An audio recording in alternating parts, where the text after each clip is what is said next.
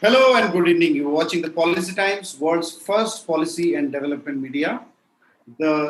Also the emerging media, which is becoming gradually the voice of people and progress. So I repeat, the people and progress. There has been a lot of discussion that what is the role that media is playing today for the betterment of the society. So we thought, let us as youngsters take the responsibility to be the voice of policy and progress. Now, there are many sectors where we need to systematically, gradually, consistently work to bring change and development. Sustainability is undoubtedly one of such sectors, but less talked about. But without having a sustainable process or way of development, society are going to have a lot of challenges. So when we talk about sustainability, there are two separate kind of stakeholders who are playing really active role. One is the EHS, leaders, EHS stakeholders, who are the representatives of the corporates in terms of handling the company's environment, health and safety planning and policy. On the other hand, we have recyclers who are actually selfless, maybe, I can call it, or even the profit-oriented venture individuals who is dedicating themselves into converting waste into wealth. And now, as India has implemented and is actively implementing EPR, the Extended Producer Responsibility, that's a new policy which has come in the society. In India, India has introduced. This is giving a complete different kind of linkages or opportunities of building synergy between EHS leaders and recyclers. Today, I have two individuals, one from EHS and one from recycler. I want to welcome both of you. And we would understand from them that how can we build synergy? How is the recycling sector, witnessing disruption and change and transition? Where are we seeing the synergy? And how the sustainability or waste management sector is going to transform into. I welcome Debartha Banerjee, who is the co-founder and director of Sampurn Earth Environment Solution Private Limited, one of the rising recycling organization who are doing excellent work.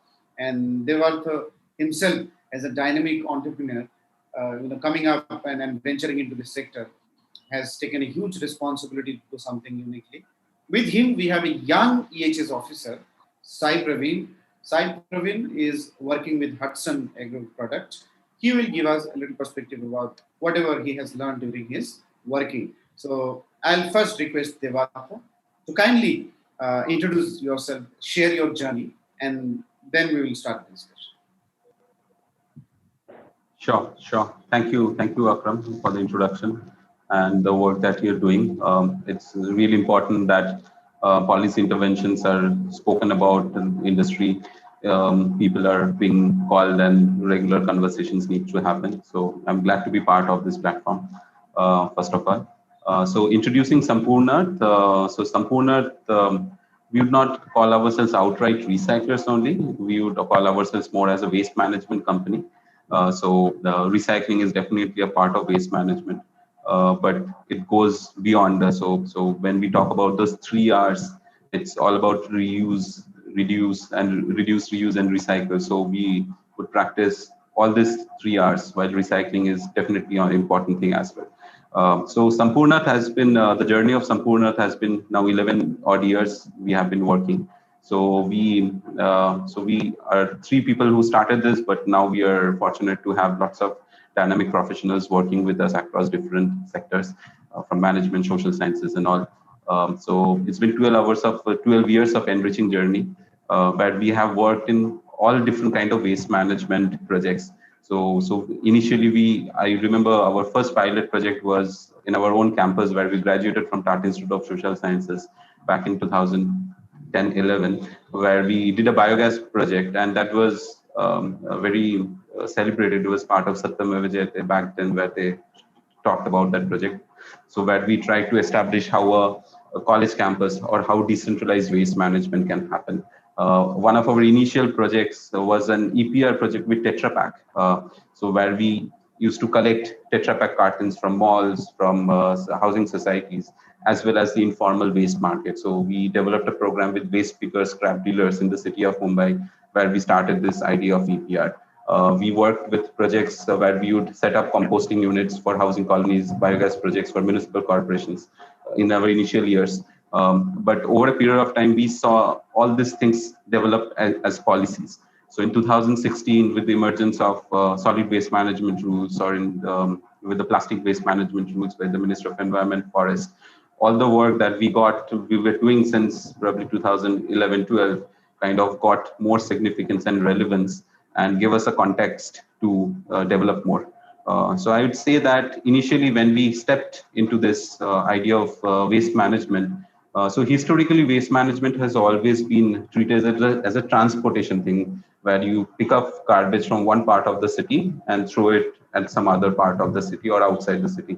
But now our cities has grown in such fashion where this dumping grounds are no more outside the cities, more within the city. So within the city of Mumbai, we have this huge dumping ground, Deonar, which is 40, 50 meters height. The Navi Mumbai airport is not able to come up because flight paths are getting blocked by the dumping ground height. I don't know whether we face such a problem in civilization before, where flight paths are getting blocked by garbage mountains. And we saw that this is happening in spite of the municipality spending 3 to 4,000 crore rupees every year into waste management. So it's not like that we are not putting money. So if I talk about Mumbai, the railway network, monorail came at a similar cost, what Municipal Corporation of Mumbai pumps every year into waste management. So in spite of that, we have this huge dumping grounds, which is a huge environmental hazard, as we know of. One other side of waste management is also this informal waste workers, the scrap dealers, waste pickers. We call them invisible environmentalists because we think they have been driving the recycling industry alive for many years, but their work has always been unrecognized. The recent policies, of course, recognizes that. So in the initial years, we saw these problems where waste management was not only an environmental, but also the social and also economic problem. And we saw that there are lots of NGOs, there are lots of people who are working in this sector trying to develop good things. We were supported by lots of good people. One of the NGOs that we work initially was Trimukti Sangatana, who supported us a lot, guided us a lot. So we found that there are lots of non-profits and people who are working, but not able to develop business cases or not able to develop business solutions which are scalable. On the other side, the transportation businesses are running with those 3,000, 4,000 crore rupee budgets and is creating all this environmental hazards and is totally negligent to the social problems of the informal waste workers. So we tried to create a business model which imbibes the idea of recycling, reducing waste, including the informal waste workers, formalizing them, mainstreaming them while being profitable. So it's been 12 years of diverse businesses and all. So after all these years, we have our presence almost all across the country. We do EPR across all states of India. We have very high operational presence in Mumbai, Gujarat, Goa, the states where we work with municipalities. We process waste, manage, run material recovery facilities, do city level projects. So it's been a very diverse journey. I would like to share more as we go along. Excellent, excellent. Thank you, Debartha. Very, very nicely presented, connecting this sector with your business mission that you have. I think that gives a clear picture that why you have started and how you have started. And I think it has a long way to go. As I see, you have a clear vision. I see a long journey ahead. So I'll come now. Yes, I don't see that it finishing in my lifetime. It's going to be a long thing. I'll go to now. But improvements are happening for sure. Absolutely. I will request now Sai Praveen. Sai Praveen, a brief introduction. First of all, I would like to thank Policy Times for giving this wonderful opportunity. So let me explain myself and what are the professional qualification and everything. My name is Sai Praveen. I am from Andhra Pradesh, Visakhapatnam.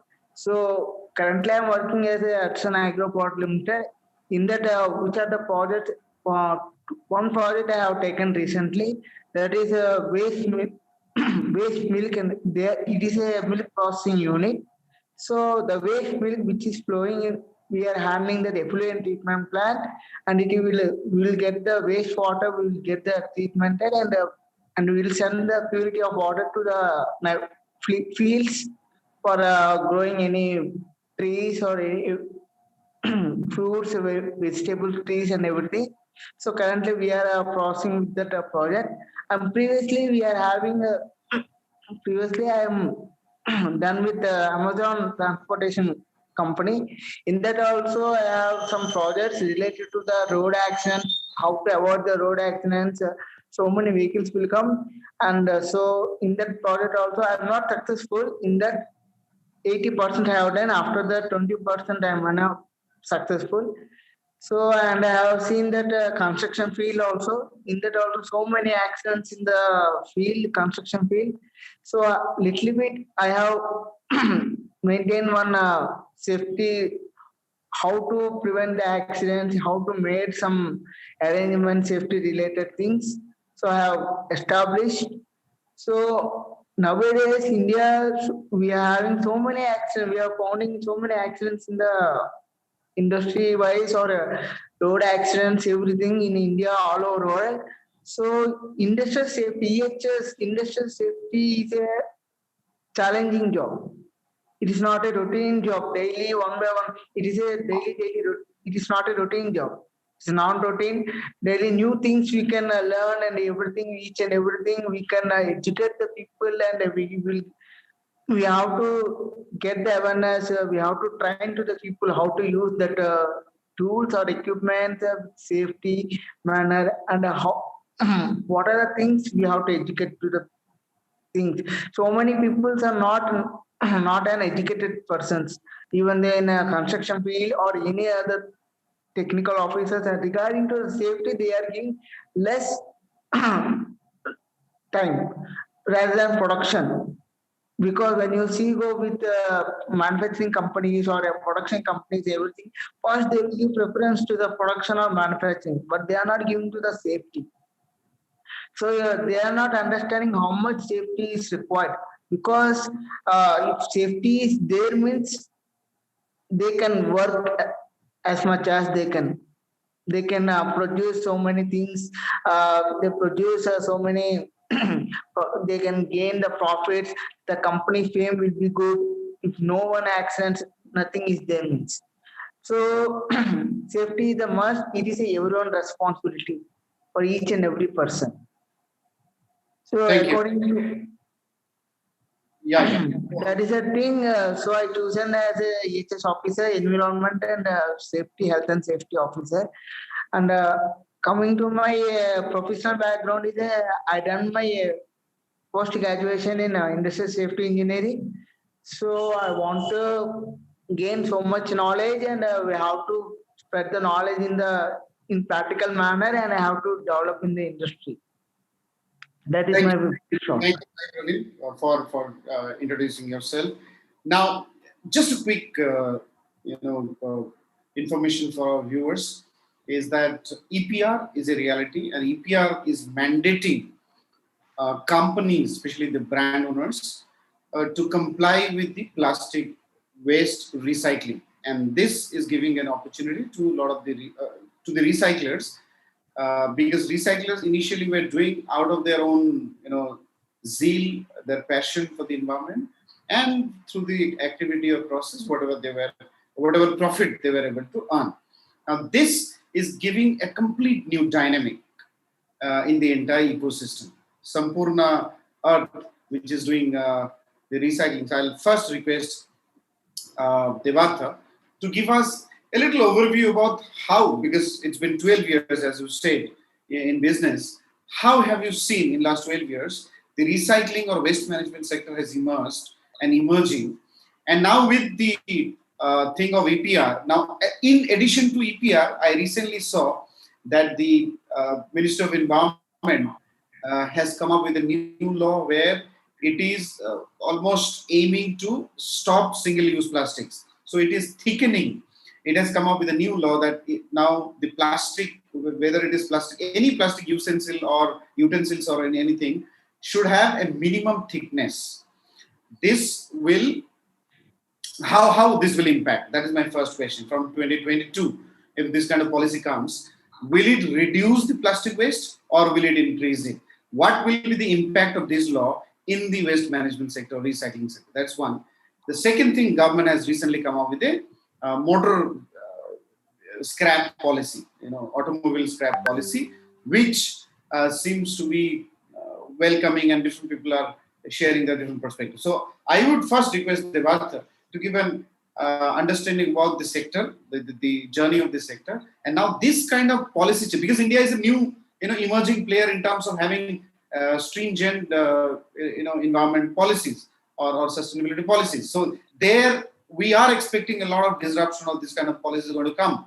So how would be the sector, imbibing them, adapting them? What are the welcome moves that you see in the entire process? So Debartha. Sure. So I think like whatever has been happening in the policy ecosystem, it's progressive only. So there can be things of betterment as always, but overall it has been progressive. So I would say that EPR as a concept existed for many years. Like it's not something which is new. Many of the European countries, the European PRO and also, they are doing it for maybe a couple of decades or more. So I would say I kind of mentioned in my initial talk where we started our first program of EPR with Tetra Pak, where we started collecting this cartons, like beverage cartons, fruity packs, like milk cartons and all those. And there was a recycler identified who consumed this, used to make boards. But overall, what the value that it used to offer from recycling boards was not enough to set up a collection chain. So Tetra Pak came in and put in extra viability gap funding so that there could be enough collection happening. So this was the model of EPR that we started with, which is pretty much the same, where companies still now are paying a viability gap funding or the documentation of the traceability costs to make sure this is happening. But I would say that though this program was pretty successful, it was widely talked about at many places, we could not get any other brand or any other people to sign an EPR contract with us till these policies came in. So only when 2018, this policies, the plastic waste management rules was enforced, we could see that that lots of brands coming in and doing it. And now we work with the likes of all the brands like Unilever, Coca-Cola, Marico, Britannia, you name it. So we would work across all different states, even with car manufacturers like Toyota, Maruti. These are all our clients whom we are working with across different segments. So the compliance towards EPR has definitely been a sensation into the industry in the last few years. But having said that, like I would say that India has been one of the countries which has been recycling probably one of the highest amount of plastics. So even before this EPR came in, like many of our plastic products, primarily the rigid plastics, the PET bottles, what I would say the shampoo bottles or buckets or mugs, this kind of things which is heavy in weight, has been recycled in India probably at a level of 70-80% or beyond, which is probably better than many of the European nations or many of the celebrated waste management examples that we would take. So India has always been recycling plastics. Some plastics have not been recycled because the flexible plastics, the low weight plastics. Why that has been not recycled is because this recycling drive has been only been driven by the informal waste markets.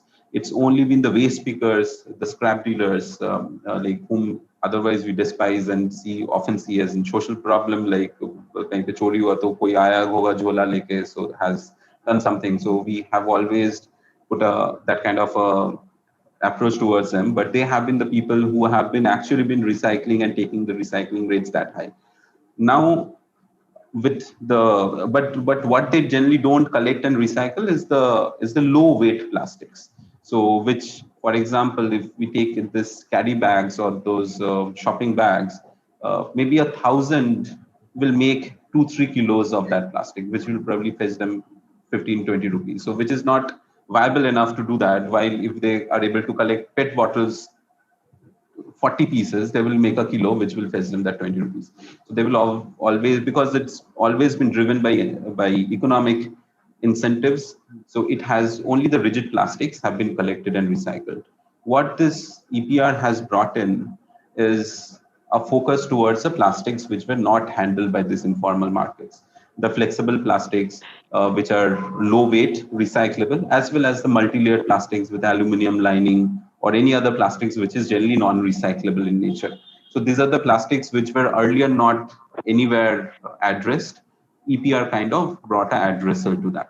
So as a company, like we work with both the parts of the segment. So where the non-recyclable plastics, we make sure that we send to cement plants as a fuel, where it's used as an alternate to coal. While on and it's often supported by EPR initiatives on the transportation cost and other things. So the recovery of these plastics in landfills and other places have gone up significantly. While the recyclable flexible plastics, we have projects with municipal corporations. So earlier we didn't have so many material recovery facilities or dry waste collection facilities, which this 2016 rules have kind of brought in. So which has also given us an opportunity to partner with lots of ULBs, not only the large scales like Mumbai, but the small ones in Goa, around Nagpur, lots of places where we have been working with municipalities and trying to extract this not recyclable flexibles and take to the recycling units. We have our own recycling units which we run. While the plastics which were always been recycled, the PET bottles, the other parts. So what we have done is we have created a traceability chain where we have gone to these informal markets, where we have trying to formalize their work, trying to make their work more visible. So under EPR, we would not like to see a PET bottle has come from a child labor or a child waste picker. So we will try to ensure as much as we can, as much down the supply chain as we can, to bring traceability and all. So this EPR has also kind of brought into focus this informal waste markets, which was always ignored. So EPR has suddenly brought a focus towards that. And these markets, which were kind of working on their own without traceability, and often with lots of social challenges like child labor, health and safety, no security. So this EPR has given a lot of chance to formalize these businesses, to work with them. So now actively we are working with these informal waste markets, where we are forming cooperatives, self-help groups, trying to better their workplaces towards hygiene, safety, EHS, even on those lines on these craft facilities. And we are trying to see how their business can become traceable. So EPR has brought in this. One more point here. So apart from EPR, which is part of the plastic waste management rules, there is one other thing, which is where the brands and manufacturers are talking about, are directed towards consuming recycled plastic into their products. So recycled plastics were always till now seen as something which is of low grade and will go into commodities which are not the top tier companies will use that.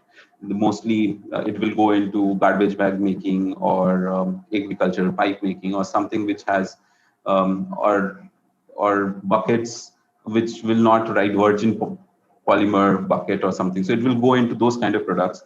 But suddenly this plastic waste management rule has brought a focus where the large brands are looking to consume this plastics back into the ecosystem. We know HUL, Coca-Cola committing by 2025, they will be using 50% recycled polymers into their products, bottle-to-bottle recycling. So these are all coming in.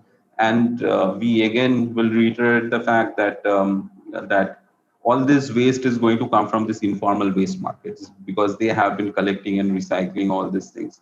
So this program can also not succeed without mainstreaming them, without formalizing them, without giving them their dues, basically.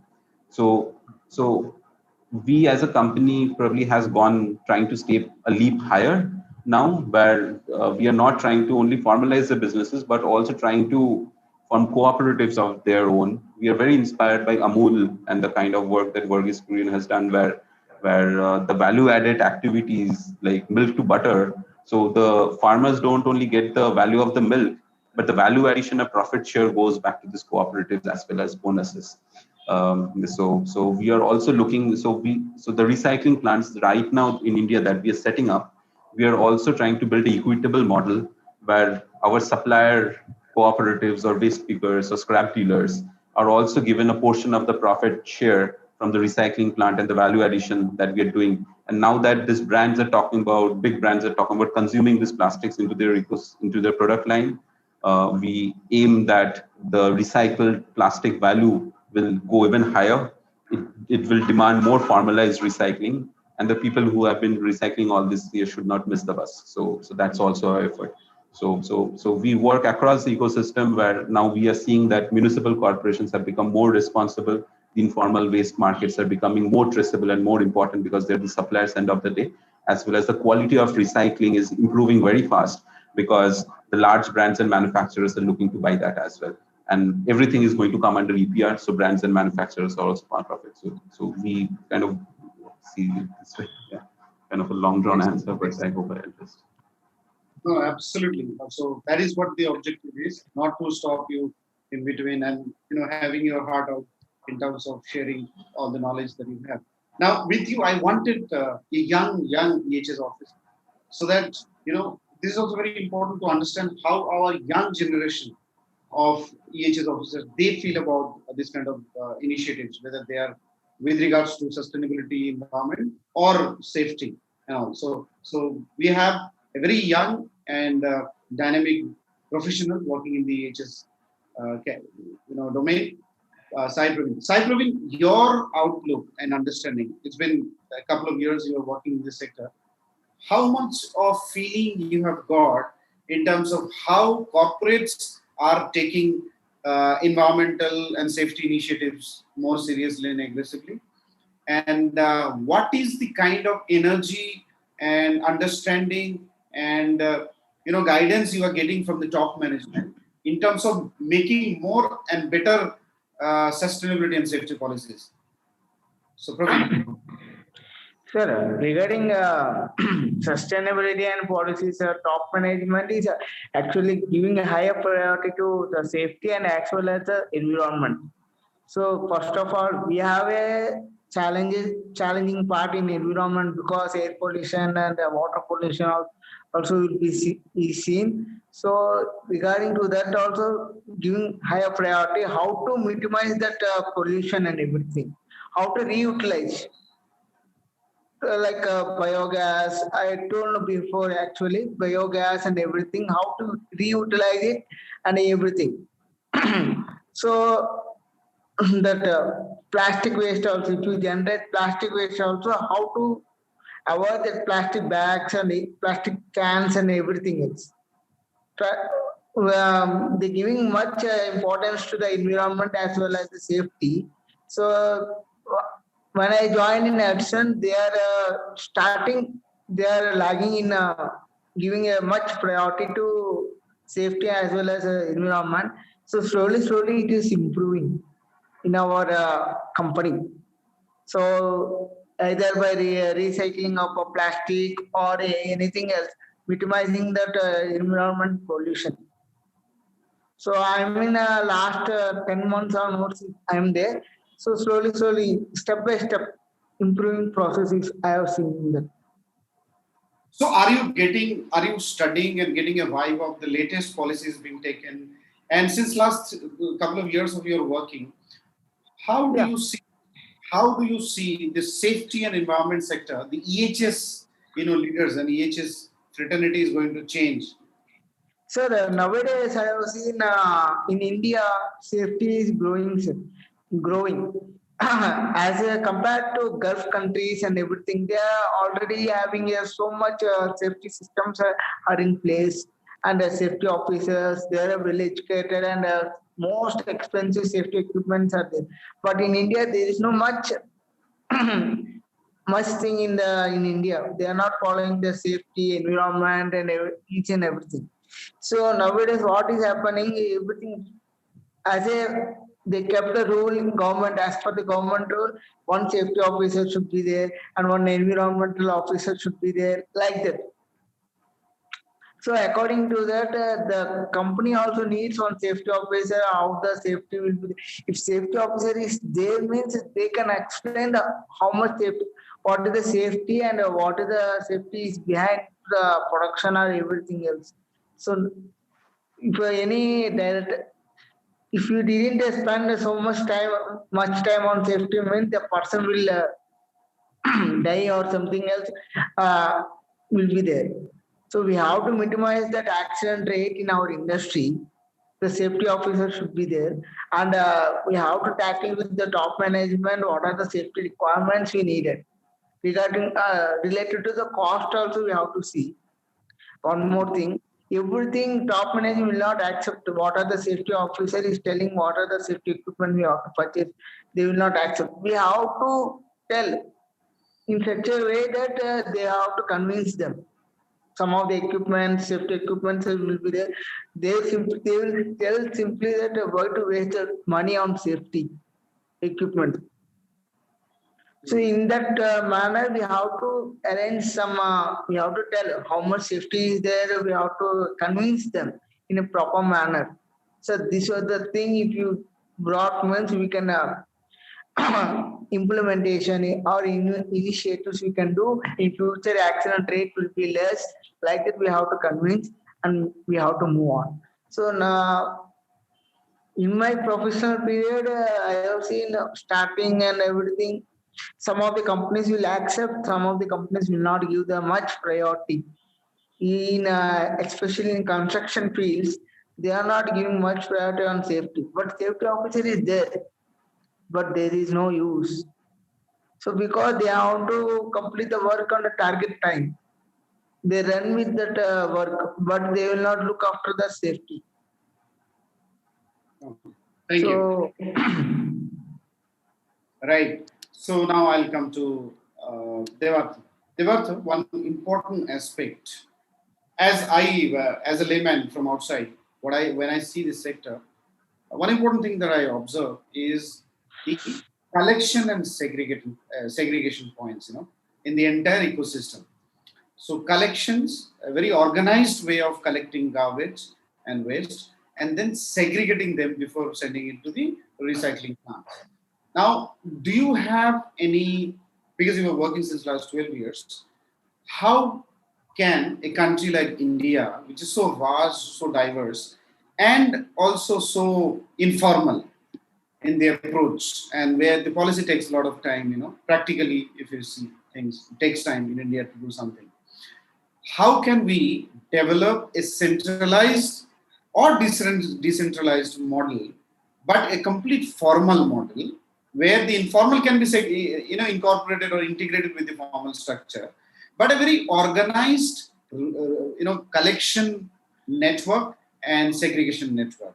Because if this can be achieved, I think half of the job done, as I believe, and understand. Yeah. I agree with you, Akram. So it's very true, and I don't think it's new. So there are many cities who are doing it brilliantly already. So if we look at large cities like Indore has been a good example always that we know of, where they have been able to figure this out. While at the same time, the smaller cities, so we work with quite a few cities in Goa, so where we are achieving zero landfill. So whatever waste comes in, nothing goes to landfill. Everything is recycled, composted, or at the worst case, used as a fuel to the cement factories as RTF. So coming to the starting point, I think decentralization is the key. Like in India, and I think the policies are all there. Like I think the policies are all directive enough. It just need more and more enforcement and making sure that everybody's following that. So as part of the solid waste management 2016 rules, the ULBs, the urban local bodies, the panchayats, the village panchayats, they have been given this job where door-to-door collection needs to be mandated. So first of all, like in India, we still have lots of cities where door-to-door collection is still picking up. So the municipal vehicles doesn't reach to every door. So that is a problem. But the municipal corporations are, or the any kind of urban local bodies, rural local bodies, are now have this mandate where they need to provide 100% door-to-door collection, and there is lots of support funds also to do this. And if they don't have enough funds, they can charge user fees. User fees means they can charge the waste generator certain fees and establish this. And now also the collection cannot happen all mixed together. Segregation needs to happen. If not three, dry, waste, and reject, at least two, dry and wet, where there needs to be separate collection systems. And so the job of segregation is the responsibility of the waste generator. So this municipal corporations, these have lots of awareness funds, IEC funds, which many municipal corporations are doing very well. And we are seeing I can say in my experience in the last 4 or 5 years, the level of segregation has improved very high. Like earlier, maybe 6, 7 years back, like or 4, 5 years back, like segregation was a new concept even in big cities. But when we go to tier 2, tier 3 cities also, we see that segregation is being practiced. If not 100%, but at least there is separate vehicles for the dry waste and wet waste. Over a period of time, they're trying to improve how the waste can be collected separately. For the wet waste, they're developing separate composting and biogas facilities, but the dry waste is coming to a material recovery facility. So while doing that, we also think for the dry waste recovery facilities which are there, so the informal waste markets, the scrap dealers, waste picker networks can be brought in into that recovery process as well as these dry waste collection facilities can act as a fair price scrap shop or the recycling points for the local scrap dealers and waste pickers. So that's a way to bind the informal markets with this formalized chain. Many cities like Pune and other places have gone even a notch higher, where they have been able to form trade unions of waste pickers who have got contracts from the municipality for the dry waste collection systems. So I think the models are pretty much out there, but as India is a diverse place, decentralization and local planning is something which is very much required. But the overall guidelines are very simple, like the segregation needs to happen at source. The ULB needs to facilitate separate collection systems. The informal waste markets needs to be identified, enrolled, and integrated with this dry waste collection systems. And many cities are doing very well. And we are moving up very fast. And if there is any viability gap funding, if there is something which still exists, then the brands, manufacturers under the EPR program comes in and fills in that gap. So many places, if the non-recyclable plastics, which doesn't have a market, which cannot be taken out. So under EPR, brands and manufacturers are coming in, paying that viability gap funding, where it's taken to the cement factories, the transportation cost or the disposal cost is being paid off. So I think the models are all out there, and the policies are very well placed. We just need more and more strict follow-ups and local policy making. So basically, local policy making and maybe implementation push. These two can. And yeah, under the guidelines of the plastic waste management rules and 2016 rules. Excellent. Thank you. And other rules, which Right. We come to the final part of it. Now I'll go to Sai Praveen. Sai, maybe your closing remarks with the dimension of you are a young EHS officer working. Now, you are understanding your sector. Now you're working with the top level corporates, big MNCs. Realizing and having your past couple of years of experience, what would be your mission, vision, and objective in future? How do you want to contribute in future? Tomorrow you'll be, an EHS head in some of the multinational companies. How do you want to contribute to make the sector better, whether it is from the safety point of view or environment sustainability point of view? As a safety, we have to look both. We have to implement both, sir. As we said, environment also is very important to us, and as well as safety also. I want to be in the future also. I want to see both environment and safety. As of me, now I'm purely dealing with more about safety. I want to learn much about environment, how to see, recycling parts and everything, how to minimize that pollution and everything. Regarding to, I want to cope up with both of that environment and safety because I'm a new to this Hatsun also 10 months only over. So I want to learn about the environment, what is there in that, how to reduce that things and everything. So as a safety officer, I have some experience, 1.5 year, 1 year, 2 months like that experience is there. I have studied regarding to safety, what are the things are there in the thing, and now we are doing a practical way and implementations are going on. So regarding to that, so I need much more time regarding environment and everything, and definitely in the future I will be doing that environment and the safety both at a time. So I want to improve that environment also. So related to the safety. Thank you, Praveen. Coming to Debartha. Debartha, your closing remarks, your closing comments. Any message that you would like to give the youngsters of why and how can they take, recycling or waste management as a career choice or as an entrepreneurship venture? What would be your message to different policymakers we have at the center or state, and a lot of other, agencies or organizations from the government side working in this sector? And what would be your message in general to your industry colleagues, fellow colleagues who are working in this sector? So lots of people. So for I think for youngsters or anybody trying to start up into the entrepreneurship or into that ecosystem, I think waste management is it's a very dynamic sector these days. So when we started back 10, 12 years back, waste management was seen as a philanthropic activity or somebody which a good company only will do or something of that sort. It will be mostly covered under corporate social responsibility and stuff like that. But now waste management is something which is, and even recycling and all these aspects is a compliance, it's a policy direction. So the scope of execution, the scope of doing business around that has increased very much. So people only looking into the business aspects side of it can also feel interested to join in inside this. But at the same time, I would say that this is something which is a charitable work overall, and there is lots of inner joy and peace when you are able to see a city clean or the people uh, in the informal markets getting a better livelihood. So there's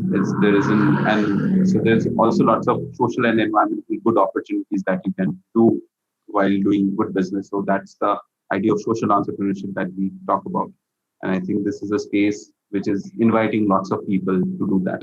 And it's as I told in my earlier conversations, so India is such a diverse place and such a huge place. It needs lots of local businessmen, local policy making, local solution providers to make sure that it's done. So even in your cities, you might not belong to a very large city. Even with the new city, there is lots of scope of business. There's a lot of work that can be done. So, and not only uh, uh, and the works are very diverse. You can work with composting, you can work with biogas, you can work with developing technologies, you can work with some kind of plastic, you can work with paper, you can work with like reused or like alternative materials to plastic. So there are all these things which is providing lots of business opportunities. So any youngsters looking to step in, I think this is a brilliant time to get in. Looking at the policymakers, I would say that we still, though the policies are there, like it still needs far more enforcement. I'm sure the COVID times kind of slowed us down a little, but now we need to go back with re-energized zeal that the policies which is written down on the paper is attempted to be followed, and probably from those learnings we will be able to form the new policies, the gaps, and also traceability and other things which are very important in the ecosystem. So we have seen policies being formed and then being spoiled by companies who are forging documents around extended producer responsibilities. But the traceability documents are all not right. So the government needs to add additional resources to crack down on this aspects. I'm sure it's happening, but I think it needs to happen even further. And and and waste management, as again, like, is, I would say, it's a very uh, diverse set of things where there are lots of stakeholders who play an important part in the ecosystem. So often there's few still policies which are still in silos. So I hope those become more inclusive and diverse. So that's for the policymakers, I guess. And for fellow colleagues and all, I think let's all do this together. Thank you. Thank you, Debartha. So we had Debartha Banerjee, the co-founder and director of Sampurn, at the 12 years of old organization doing great work, excellent work in the field of recycling and waste management.